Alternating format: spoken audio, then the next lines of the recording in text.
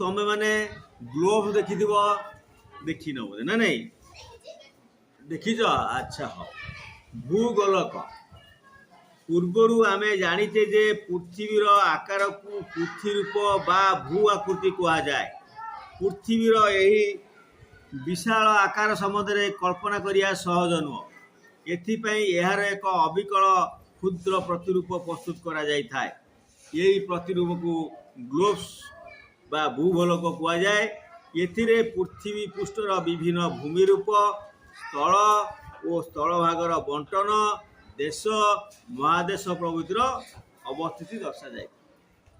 ତେଣୁ ତମେ ମାନେ ଭୂଗୋଳ ଦେଖିଥିବ, ମୁଁ ତୁମକୁ ଦେଖେଇ ଦେଉଛି ବହି ଦେହରେ ଭୂଗୋଳକ ବା ଗ୍ଲୋବ୍ସ କୁହାଯାଏ ହେଲା। ପୃଥିବୀର ଉପରିସ୍ଥ ପ୍ରାନ୍ତ ବିନ୍ଦୁକୁ ଉତ୍ତର ମେରୁ ବା ସୁମେରୁ କୁହାଯାଏ ଗ୍ଲୋବ୍ସର ହେଲା, ଏବଂ ଦକ୍ଷିଣସ୍ଥ ପ୍ରାନ୍ତ ବିନ୍ଦୁକୁ ଦକ୍ଷିଣ ମେରୁ ବା କୁମେରୁ କୁହାଯାଏ। ଗ୍ଲୋବ୍ସରେ ଦର୍ଶାଯାଇଥିବା ଉତ୍ତର ମେରୁ ଓ ଏକ ଦକ୍ଷିଣ ମେରୁକୁ ଏକ ଦଣ୍ଡ ଦ୍ୱାରା ସଂଯୋଜିତ କରାଯାଇଥାଏ। ଏହି ଦଣ୍ଡଟିକୁ ଅକ୍ଷ କୁହାଯାଏ। ପ୍ରକୃତ କ୍ଷେତ୍ରରେ ପୃଥିବୀର ସେମିତି ଅକ୍ଷ ପକ୍ଷ କିଛି ନାହିଁ, ଖାଲି ଗ୍ଲୋବ୍ରେ ଅଛି ବୁଲିବା ପାଇଁ ହେଲା। ଏହା ଏକ କାଳ୍ପନିକ ଅକ୍ଷ ଦଣ୍ଡ ମାତ୍ର। ଗ୍ଲୋବ୍ଟି ଯେପରି ତାର ଅକ୍ଷ ଚତୁର୍ପାର୍ଶ୍ୱରେ ଘୂରିପାରେ, ପୃଥିବୀ ସେହିପରି ଏହି କାଳ୍ପନିକ ଅକ୍ଷ ଚତୁର୍ପାର୍ଶ୍ୱରେ ପଶ୍ଚିମରୁ ପୂର୍ବକୁ ଅନବରତ ଘୁରୁଥାଏ। ପୃଥିବୀର ଏହି ଘୂର୍ଣ୍ଣନକୁ ଆବର୍ତ୍ତନ ଗତି କୁହାଯାଏ। ବୁଝିପାରୁଛ ନା ନାହିଁ? ତେଣୁ ଆମେ ପୃଥିବୀ ନିଜର ଆବର୍ତ୍ତନ ଗତି ସହିତ ସୂର୍ଯ୍ୟ ଚାରିପାଖରେ ଏକ ନିର୍ଦ୍ଦିଷ୍ଟ ପଥରେ ପ୍ରଦକ୍ଷିଣିତ କରିଥାଏ।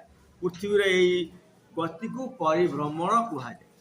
ପୃଥିବୀ ସୂର୍ଯ୍ୟକୁ ପରିକ୍ରମଣ କରୁଥିବା ପଥକୁ କକ୍ଷ ପଥ ବୋଲିକି କୁହାଯାଏ।